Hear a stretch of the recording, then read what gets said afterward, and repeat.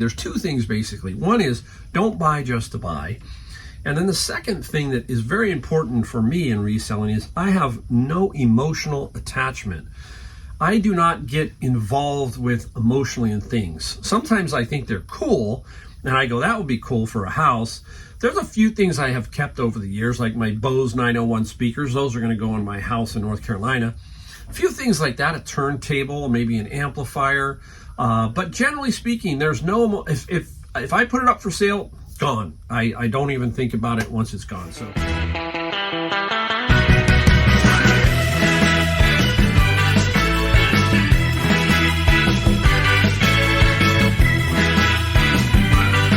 Welcome, Mike, Golden State Picker. Yep, last video of the stuff that I sold while on vacation in North Carolina, and I'm home now and I'm on the final stretch, the hardest stretch. I find it like the final 25 or so is difficult. I ended up with close to 90. I think it was about 89 items after all was said and done. For me, that's a lot. And we've got a lot of cool stuff in this video. A couple of bigger items that I'm gonna have to deal with. I always take the bigger items and I push them towards the end of all this, so I don't have to try and waste so much time. I want to get as much out as I can, and I will put notes to the two people who have the bigger items that I'm shipping them on X day, so I kind of protect myself there. And they understand because it's fragile, that kind of thing. You're going to see them in a minute. And I got a bunch of cool books, some expensive stuff that sold for some really good money, so stick around as we go through all that.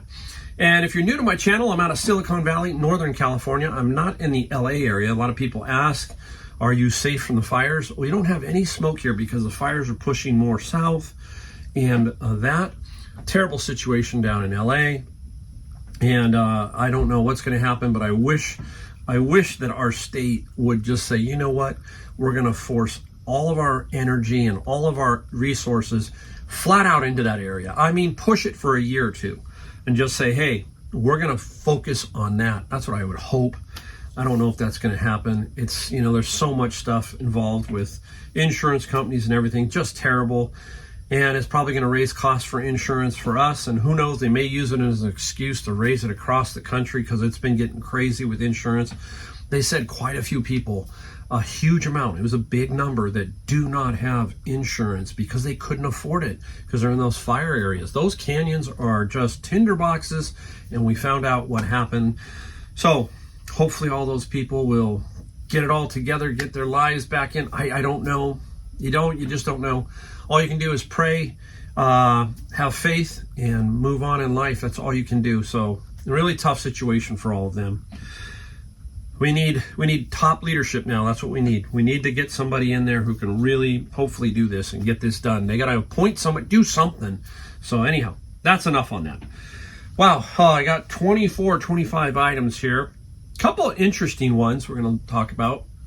And we got to get right down to it. We'll take our time, talk reselling. If you're new, this is how it works. I'm in this garage, 2-car garage in California. And it's jam-packed, but if you go inside my house, it's clean. There's nothing in there. I'm not a hoarder. I'm not anything like that. And the one thing I always say, there's two things basically. One is don't buy just to buy. And then the second thing that is very important for me in reselling is I have no emotional attachment. I do not get involved with emotionally in things. Sometimes I think they're cool, and I go, that would be cool for a house. There's a few things I have kept over the years, like my Bose 901 speakers. Those are going to go in my house in North Carolina. A few things like that, a turntable, maybe an amplifier. But generally speaking, there's no, if I put it up for sale, gone. I don't even think about it once it's gone. So if you do those two things, don't buy just to buy, have no emotional attachment, and push things out and list things, you're going to do great in reselling. What a way for us as retirees or getting to retirement or anything for extra money. This is the easiest thing I know of to make a few bucks fast. If you know what you're doing, just a little bit. Everybody on YouTube will help you. Every reseller has something that can help you in your reselling. So look around. Don't just look at my channel. Look at everybody's channel. All right, let's get rolling. Let's start out with some metal. Okay. Very interesting. And if you watch my channel, you heard me talk about this artist slash producer of product. This is Carol Boyes, and I think she is long since gone. This is a paper notepad holder. And she does this weird kind of stuff. And this I got out of a lot. I bought about 35 pieces of hers at the flea market for $275, and I've made plenty of money. And this Carol Boyes, it sold for $24 plus $10 on the shipping side. Made plenty of profit on that. And next, this is a category that I'm concentrating a little bit more on, and it's the makeup, the perfumes, the shampoos, all that kind of stuff. There is big money involved in that. I can't remember who she is, but she's the traveling picker or something, lady, and she is always finding absolutely cool products like this. This is Monat. Now, I knew about this because my son-in-law Adam, we were garage selling one time when I was back east in North Carolina, and he immediately went to this because my daughter used it, and I found some at Savers, a whole bag for $7.99, minus the 20%, and we sold this for $32 plus $10. One of them was open, and I still managed to sell that, so that was cool. All right, let's make some room here. Be very, very careful. Let's go into a cross stitch. If you've been watching, I've been selling the cross stitch, and this one is Set de Brat. I don't know, it is in French or something, maybe Russian. I think it's in Russian, actually. Made in Moldova. This is made in Moldova. I've never seen anything made in Moldova. And it's a cross stitch, and it's got all the little needlework thread and all that. This sold for the cross stitch, sold for $22 plus $7. The most expensive one I sold was about $75. Sold several at $30 and many at $20. And this was a Goodwill find. Put that over there.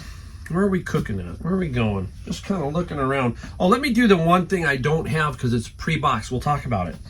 This is one heavy box. Oh, this is a nightmare here, but putting it up.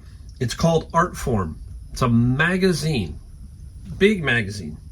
Anyhow, that magazine was in one of my bin of books, and I didn't know what to do with it. I really don't like this kind of stuff because it's so heavy and bulky. But I had to deal with this because there was some money involved in it, obviously. We sold it for $132. Now, the bins are $90, so this one set of magazines paid for the bin.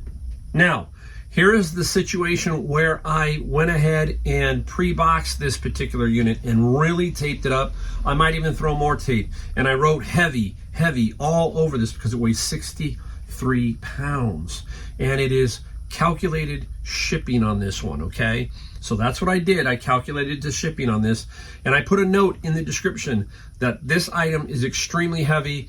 So if you're far, I'm in California, and if you're in New York, the shipping is going to be a lot. But if you're closer to me, the shipping will be a little bit more reasonable.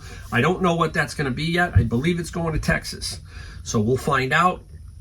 But that's where I use the calculated shipping. Okay, up next is, where are we going? Let's see. Oh, let's just go to this. Brushwork, okay?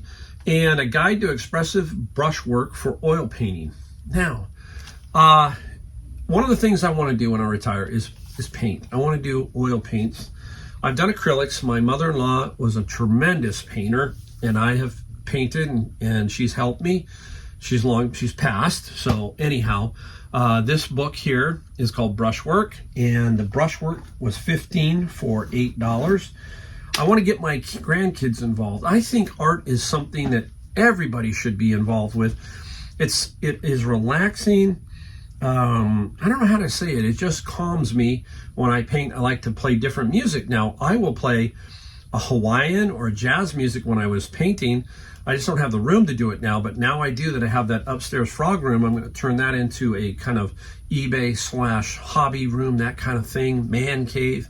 And I hope to do some oil painting. If you paint, let me know down below. And what's your style? I love the Impressionist. My favorite painter, obviously for me, is Monet. I saw a huge exhibit of his in San Francisco probably 4 years ago, and I stayed for quite a while. I was very impressed. There is nothing like a big Monet exhibit and seeing it in person. Amazing, amazing stuff. That's all I can say. These paintings, unless you see them on books, don't do stuff justice. All right, here's a bookish of the month. It's a Kingdom of the Stars and Shadows. This is got out of my bin of books, and there was a bunch of them. And this is was a company that does them once a month, and then they're signed. And this one is the book of the month one. It went for, oh my gosh, I'm gonna find it. Woo, where is it? Oh, here it is. $40 and $8 on the shipping. 40. I sold several for over 100, and I think I sold one for 200. So very nice find. We have one book here in a minute that is sold for really good money. All right. Now I found this one. Look at this. You don't think much of it. It's Castle Arcania and Adventure Game Books, and it's TSR.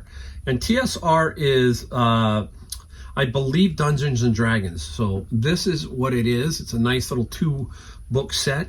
And the TSR, the Dungeons and Dragons, it sold for, come on, Mike, where did it go? $43 plus $8 shipping. Dungeons and Dragons does really, really well. Some very, you're going to see a couple more Dungeons and Dragons here in a minute. Now, here's a book, Naked Lunch by William Burroughs. Sometimes you see Burroughs, you go Edgar Rice Burroughs, William Burroughs. I don't know if there's any relationship. I don't think there is. And Naked Lunch, very good condition here. I don't know if it was a first. I have to look. I'm going to take a quick peek. I'm going to show you how to look for it. Okay, here we go. This will help you. Copyright 1959, but if you look down here, it's a 4th printing. 4th. So it's not a first printing. That helps us out, but it's still garnered from some nice money. Sold for $50 plus $8 shipping. The first edition can obviously go for probably $100 to $150, depending. If it was in this condition and a first, I would think $150 maybe. That's what I would think. So there you go. Naked Lunch. We got a lot of books. Let's mix it. Let's throw in one of my big items. Here we go. I'll save the one very big item for last. Now, I went through a lamp phase. I bought a lot of lamps. And I think there's the Crazy Lamp Lady. She's nice. I like watching her channel. I like watching Kat and Nurse Flipper. I like watching Dawn, the Auction Professor. And here we go. Oh, goodness gracious. A pair of these came in. Look at this. Wild. It is plastic. It's not glass, so it's plastic. Look at this. Mid-century modern all the way around, right? And this is the harp, so I'll take the harp down, so that'll help shipping. It's not glass, so that's a positive. It's wood, so I shouldn't have too big a problem. There's a pair of them. So I have the boxes for them. They're going to be double boxed, bubble wrapped, and then a bunch of the cardboard paper, the craft paper. I won't use newspaper here, but I'll put the craft paper around this. Now, I didn't do calculated shipping here. I just put it at $120 for both of them, $60 each. Remember when I talked about cubics and stuff? If I'm thinking from here to New York, this is going, I think, to Vermont. Same situation. Usually boxes that size, which I have done, run about $50 to $60. They're a little smaller. I should be okay here. Not too big, but I think I'm going to be $45, $50. So you got to remember the fees, right? So what is it, $120? And if eBay is going to hit you for 15%, there's at least $20 in fees. So keep that in mind, right? So that's what we got to do when we ship. So the lamps went for $230 plus $120. So nice. And I believe they were $14.99 each at Savers, and I took 20% off. So I paid about $25 total, or $30, no more than that. Okay, book that I blocked on Amazon. No, I wasn't blocked. This is right. I was not blocked. It had some writing and it had some highlights. See them? So when that happens, I basically, you can see it. Okay. When that happens, that's an automatic signal for me that I can put it on eBay. If I can sell it, I'll do better. $25 plus $8 shipping. This is not a block. This is where I'm talking about. I can put it on Amazon as acceptable. I just think that it's better to do it on eBay, and hopefully you don't risk a return on Amazon is what I'm saying. All right, let's go over here. a model. The Bristol Bowfighter MKIF Night Fighter. Nice little model. And this was out of my friend's locker. Yeah, I got it out of my friend's locker, this one. And this model, we did pretty good with this one. $45 plus $20 on the shipping side. We're like close to 18,000, I think, now on that. I think that locker's really got I think it's 17.5 or something like that. We're getting close to 18 in that range. I haven't looked at it today, so I kind of take them down, then I mark them down, and I have a little Excel spreadsheet that I'm keeping track of that one. But that's probably going to be about $20,000 of gross sales off of a $2,800 purchase. So that'll be cool. Here is something close to me. What I mean by that is Pinnacles National Monument, and that is out in the Hollister area, not too far from me, about an hour and a half away. And this climber's guide, I believe I was blocked. Now, I got very good money for this on eBay.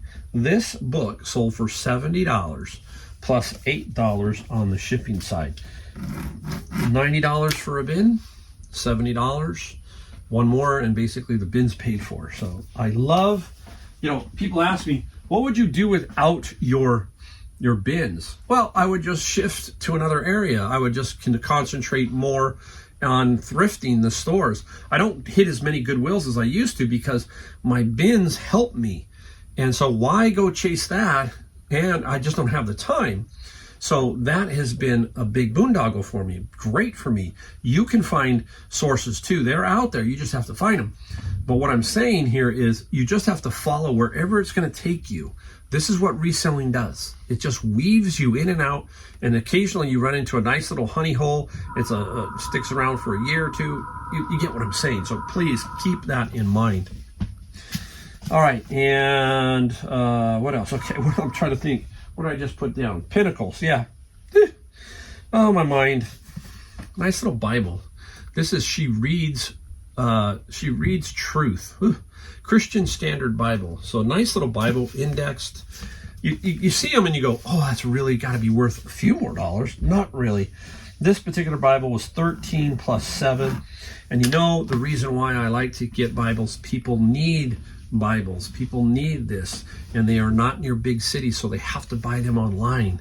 That is very important, okay? Now, let's get into something else. Let's do a couple of golf clubs. If you watch my channel long enough, I love golf.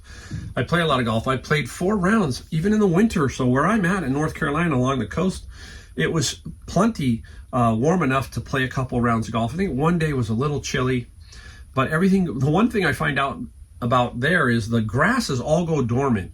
So we have somebody who mows our lawns, and they go away for about 3 months because there's no reason to mow the lawns. They just don't grow. And the fairways, they are brown, and then they paint the greens, but you still can play. So very cool, different.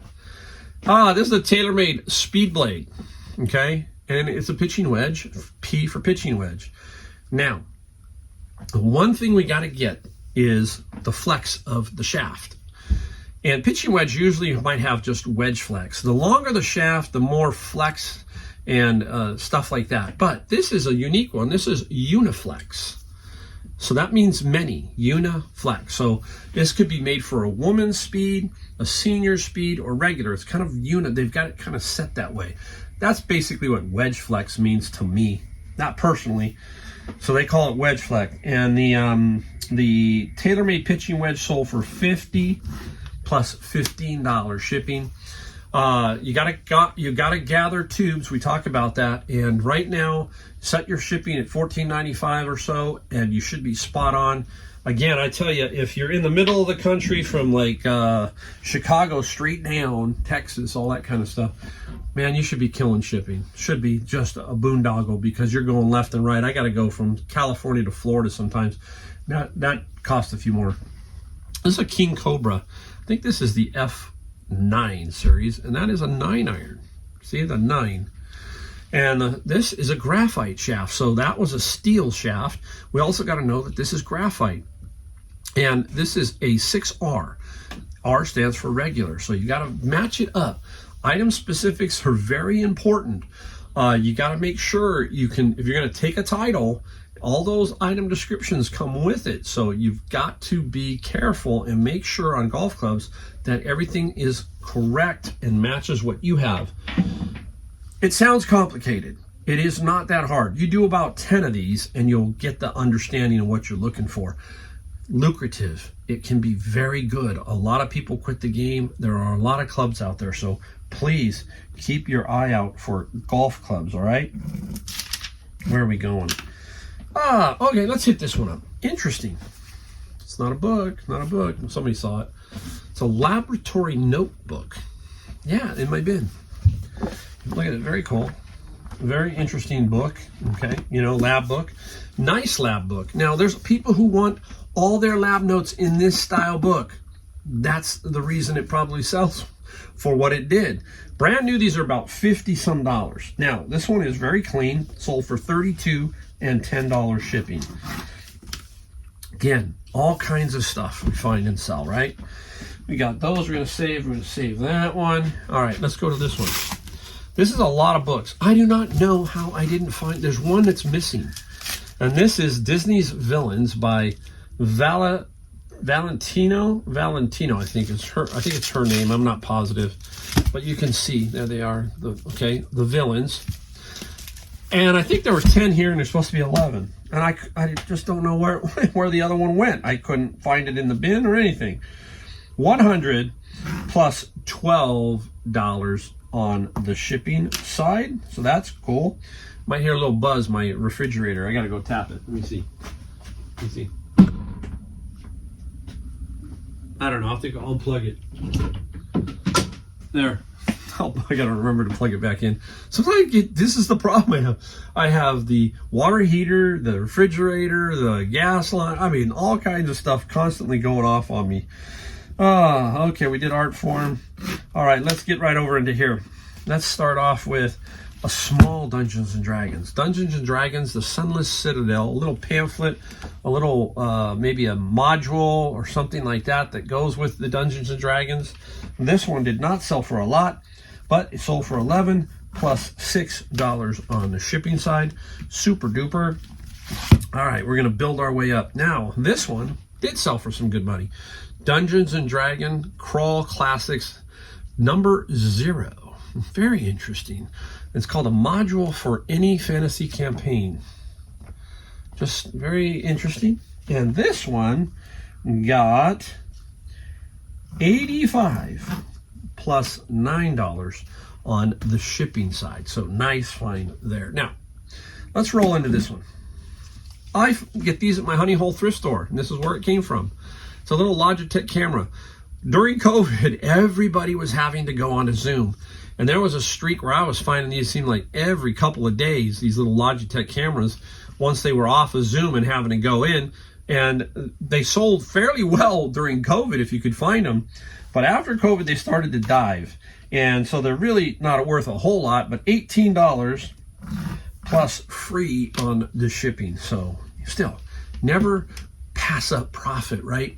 We talk about that here. What we want to focus on is just creating more money and creating inventory and creating a cash flow. And at the end of the year, it all adds up. And I don't know if I've done my year-end video, so I won't say what it was, but you can watch my year-end video. If I have done my year-end video, I will link below and you can watch that, and I will talk about my gross and my net sales and give you an idea what I made for 2024. So I'm pretty sure this one's going to be after it. All right, up next, Star Wars Shadow Games. Very interesting. Now, there were a bunch of these. It must have been about 13 or 14.